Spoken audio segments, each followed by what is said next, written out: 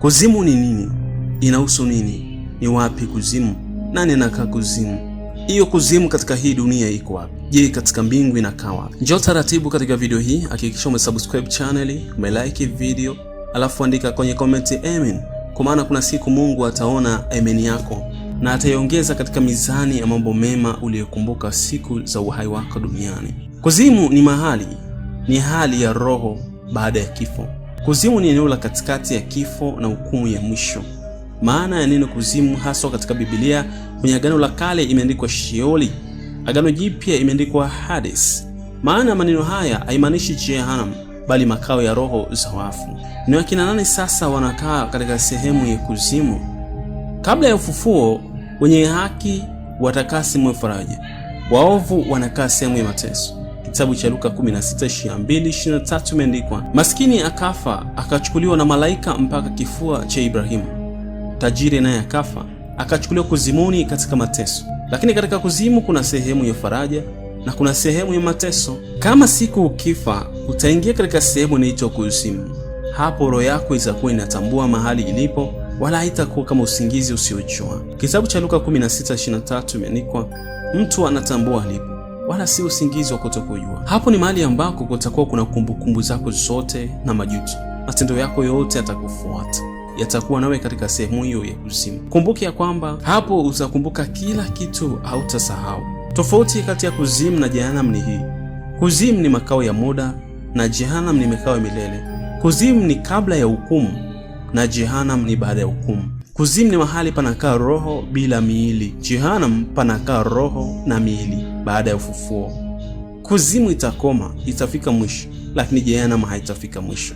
Kitabu cha Ufunuo 20:13-14 imeandikwa, kuzimu ikawatoa wafu, kisha mauti na kuzimu zikatupwa katika ziwa la moto. Mauti ni roho na kuzimu pia ni roho. Hizi zote siku ya mwisho zitatupwa Jehanamu katika ziwa la moto, maana kazi yake itakuwa imekwisha. Baada ya kifo, Yesu alienda wapi? Yesu alishuka pande za chini za dunia.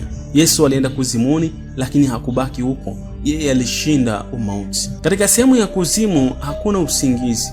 Hapo unakuwa na fahamu zako zote, unakuwa na hisia zako zote, na mawasiliano yako yanakuwa yapo yote, sawa na ilivyoandikwa katika kitabu cha Luka 16. Hapo hakuna usingizi, ni mfano tu wa kifo cha mwili, lakini roho inakuwa ipo hai. Ukweli ni kwamba kuzimu ni hali halisi, ni sehemu ya muda tu unayokaa kwa muda kusubiri hukumu, uende peponi ama uende Jehanamu. Hakuna nafasi ya kubadilisha hatima yako unapokuwa sehemu ya kuzimu. Leo hii ujue ya kuwa kuzimu sio Jehanamu, ni kituo cha kusubiri hukumu tu.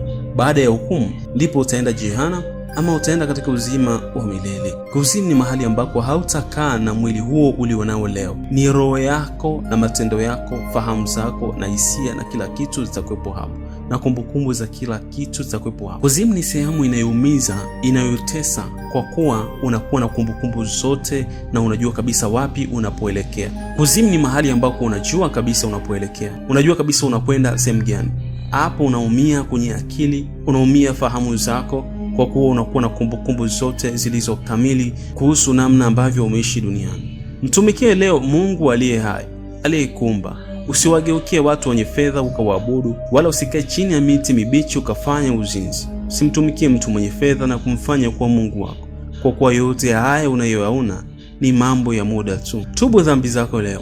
Andika kwenye comment, sema, Mungu unisamee dhambi zangu zote. Nipe mahali pa faraja siku utakapoitoa roho yangu. Nipe kivuli siku ya mwisho ya hukumu yangu. Kumbukumbu zangu zote ziwe kumbukumbu zilizo njema. Nifutie dhambi, maasi na maovu yangu. Nifanyie matendo mengi zaidi mema kuliko machafu. Mambo yangu mema yazidi dhambi zangu. Upendo kwenye kifua changu uwe mwingi kuliko dhambi zangu. Nipe amani, nipe wokovu kupitia jina la Yesu Kristo. Weka like kwenye video kisha sema amen.